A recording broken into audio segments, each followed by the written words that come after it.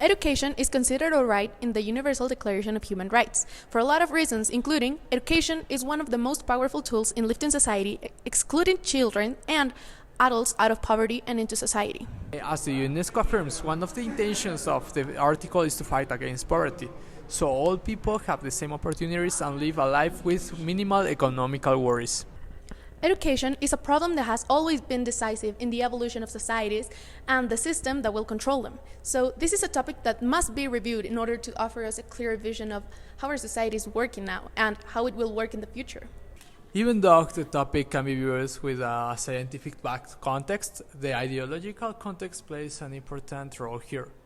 Because it is through politics and propaganda that we can get to implement public education of quality in order to not see it as a need, but as an option to private education. The topic is centered in a metaphysic view because in order to create quality education and make this one majorly accepted by society, it's necessary to first create a structure, conditions, and high quality materials in order to incentivize students to give their best while they study and have the same opportunities that a private school student will have. This is mentioned because even though the plan and system are the best if they don't have the needed infrastructure, conditions, and tools, the plan simply won't work. Nowadays, it's really hard to find a good paying job without having studied a career or more. It is possible for some people, but usually because they already come with experience from life, family, and others, or because they have connections that help them to achieve this. University opens up an avenue of employment. Without a superior education, it is hard to get to minimal economical worries, as the article attempts. Due to this, poverty doesn't improve and the article's objective is not achieved. Free basic education helps people to get out of chronic poverty. Basic education provides basic skills like reading, writing, and numeracy, can improve the chance of people in extreme poverty to get a better paid job. Even though basic education does help to get a better paid job, the change will only affect the people in extreme poverty. And the jobs that people could get with only knowing basic education are still very low paying jobs and does not enough in introducing people into society.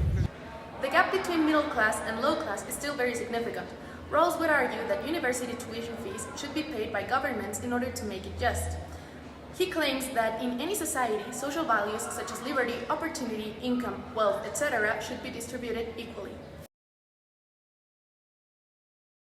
Many people disagree with the idea of sending part of their taxes to public education. Public basic education is mostly substandard and mediocre. Elementary school generally covers a lot of topics in its subject that, if taken advantage of the content when taught, can learn more than just reading, writing, and numerals. School is meant to develop not only the previous skills mentioned, but to develop yourself as a person. It is important that in those early years kids learn how to analyze, understand, reflect, and question themselves. With the current level of education that is being provided by the government, it is very improbable that children are able to even dominate their reading skill, not to mention reading comprehension, good grammar, and a coherent organization of ideas, which makes it hard for them to express themselves and have a decent social interaction, especially at a simple, reasonable paying job. If we compare the benefits people in poverty will get from the current public education system and quality with the fact that taxes are taking money that there isn't constantly, especially because there isn't a job to get income from, citizens don't consider paying taxes is worth it and that is unfair. People who have already passed their education years are still paying taxes, which means that part of the money goes to the education of other kids. The whole country is predestined for public education.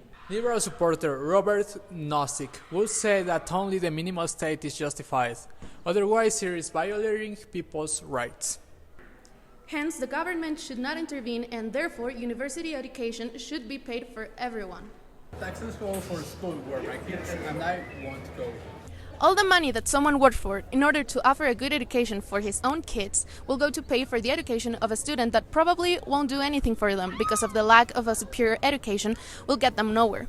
In the end, the part of taxes that go to education was a waste. As it is something that can determine a big part of our future and open doors of opportunities, without it, we are in big trouble. Education gives us a tool to manage our future and live a happy life. Given that education is something that merely gives you basic opportunities, so it should be free, the true college curriculum is the riddle of existence, and its goal is to not earn meat, but to know the end and aim of that life which meat nourishes. School provides skills, knowledge, and expertise that will help them make money. That is something really hard to put a price on. Universities need money to sustain, and most of them are administered as a business. Without the university's aid, there won't be enough money for someone to consider going to college, even or later in life. The older someone gets, the harder it is to go back to school and to learn something new and dominate it. Free to have basic and necessary skills for survival.